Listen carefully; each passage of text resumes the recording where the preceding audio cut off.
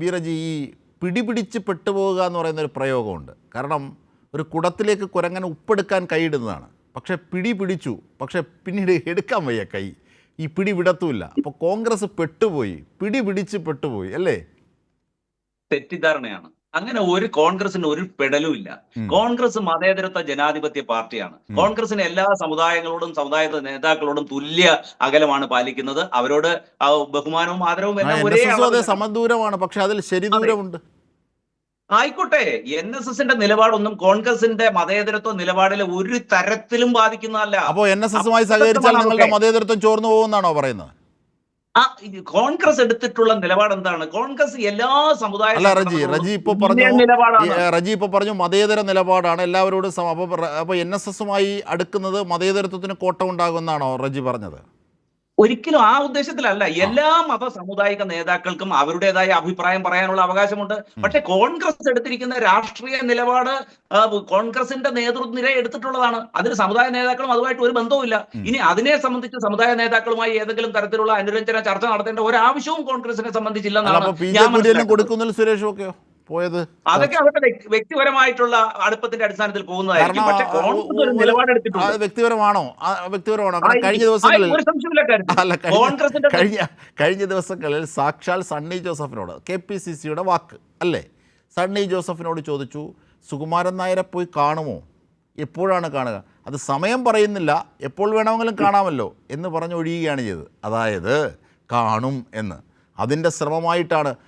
VD സതീശനും പറഞ്ഞു, ചോദ്യങ്ങൾ ചോദിക്കുമ്പോൾ അതിൽ കൃത്യമായി മറുപടി പറയാതെ ഞങ്ങൾ കാണില്ല അല്ലെങ്കിൽ ഞങ്ങൾ കാണും എന്നല്ല പറഞ്ഞത്. അതിൽ വ്യക്തമായി മറുപടി പറയാതെ ഒഴിഞ്ഞു മാറുകയാണ് ചെയ്തത്. അപ്പോഴാണ് PJ കുര്യൻ്റെയും കൊടിക്കുന്നിൽ സുരേഷിൻ്റെയും ഈ പെരുന്ന സന്ദർശനം. സ്വാഭാവികമായി സംശയിക്കില്ലേ റജി? അത് അവരുടെ എന്താണ് പേഴ്സണൽ ആയിട്ടുള്ള വ്യക്തിപരമായിട്ടുള്ള അടുപ്പത്തിന്റെ അടിസ്ഥാനത്തിൽ ഒരു വ്യക്തിപരമായിട്ടാണോ PJ കുര്യനും കൊടിക്കുന്നിൽ സുരേഷും പോയത്? തീർച്ചയായിട്ടും. കോൺഗ്രസ് ഒരു രാഷ്ട്രീയ നിലപാട് എടുത്തിട്ടുണ്ട്. അതുമായിട്ട് ഏത് മതസംഘടനകളുമായിട്ട് അത് സംബന്ധിച്ച് ചർച്ച ചെയ്യേണ്ടത്, ഏത് സാമുദായിക സംഘടനാ നേതാക്കന്മാരുമായിട്ട് അത് സംബന്ധിച്ച് ചർച്ച ചെയ്യേണ്ടത്, ഇത് കോൺഗ്രസിന്റെ നിലപാട് വ്യക്തമല്ലേ?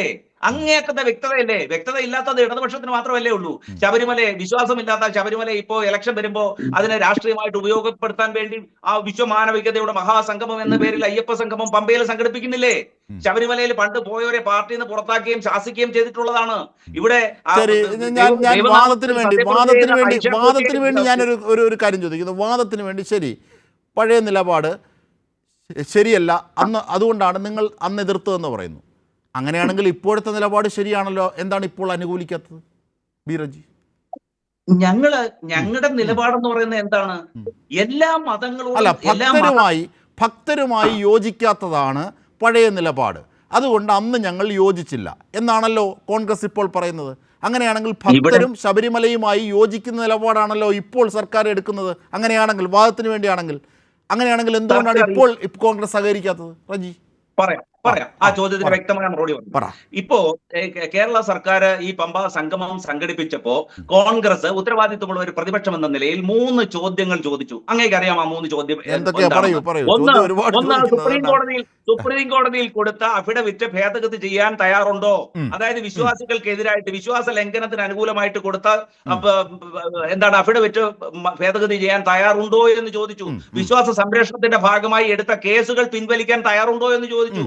ഈ 10 വർഷത്തിന്റെ അവസാനം ഇപ്പോ ഈ അയ്യപ്പ സംഘവുമായി വന്നിട്ടുള്ളത് ശബരിമലയുടെ വികസനത്തിനല്ല, മറിച്ച് രാഷ്ട്രീയ നിലപാട് വേണ്ടി വോട്ട് പിടിക്കാൻ വേണ്ടി അല്ലേ എന്നുള്ളൊരു ചോദ്യത്തിന് ഒരു മറുപടിയും ഈ നിമിഷം വരെ സർക്കാർ നൽകിയിട്ടില്ല. അല്ലയോ എന്ന് ചോദിക്കുമ്പോൾ അതിന് മറുപടി പറയണോ? ബാക്കി താങ്കൾ ചോദിച്ച 2 കാര്യത്തിന് മറുപടി പറയാം.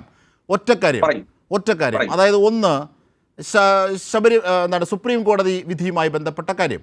ഇതേ സംബന്ധിച്ച് NSS general secretary Sukumaran Nair തന്നെ പറഞ്ഞു, ഈ വിഷയത്തിൽ കോടതി ഒരു നിലപാടെടുത്തു, അതിനുശേഷം സർക്കാരിന് വേണമെങ്കിൽ പലതും ചെയ്യാമായിരുന്നു, പക്ഷെ സർക്കാർ അത് ചെയ്തില്ല.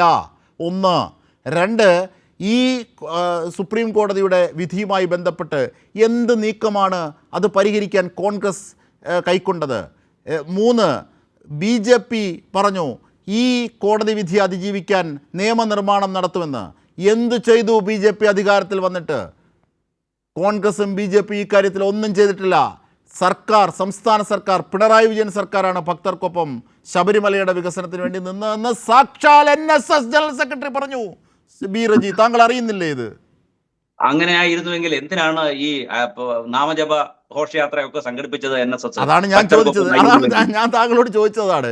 ഞാൻ താങ്കൾ ഈ പഴയ കാര്യത്തിലേക്ക് പോകേണ്ട, ഞാൻ ചോദിച്ച ഒറ്റ കാര്യം, പണ്ടത്തെ നിലപാട് ശരിയല്ല എന്നതുകൊണ്ടാണ് അന്ന് നിങ്ങൾ എതിർത്തതെന്ന് പറയുന്നു. അങ്ങനെയാണെങ്കിൽ ഇന്ന് ശബരിമലയുടെ വികസനത്തിനൊപ്പമാണല്ലോ ആഗോള അയ്യപ്പ സംഗമം വിളിക്കുന്നത്. അങ്ങനെയാണെങ്കിൽ സർക്കാരിൻ്റെ ഇപ്പോഴത്തെ നിലപാടിനോട് നിങ്ങൾ യോജിക്കാത്തത് എന്ത്? അപ്പോൾ വലതുകാല് വെച്ചാലും ഒരു കുറ്റം, ഇടതുകാല് വെച്ചാലും ഒരു കുറ്റം, എന്തിനേയും എതിർക്കുന്നതാണ് പ്രതിപക്ഷം എന്ന് കാണാ പഠിച്ചു വെച്ചിരിക്കുകയാണ്. അതാണ് അതിനകത്ത് ഞാൻ തിരിച്ചെത്താറജി.